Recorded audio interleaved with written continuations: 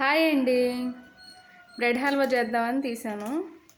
ఇదిగోండి, బ్రెడ్ హల్వా చేయాలంటే మామూలు బేకరీలో దొరికే బ్రెడ్ వేరే ఉంటుంది కదా, దాంతో బాగోదు. దీంతో చేసుకుంటేనే బాగుంటుంది. ముందుగా ఈ పక్కలవన్నీ కట్ చేసుకోవాలి. ఫస్ట్ ఈ విధంగా పక్కలవి తీసేసుకోవాలండి. ఆయిల్ కానీ నెయ్యి కానీ వేసుకుని దీని మీద కాల్చుకుంటున్నాను. నేను బాండీలో ఫ్రై చేసుకోవచ్చు, కానీ నూనె బాగా పీల్చేసిద్ది, అలా ఇష్టం ఉండదు నాకు, అందుకే ఇలా ఫ్రై చేసుకుంటున్నా.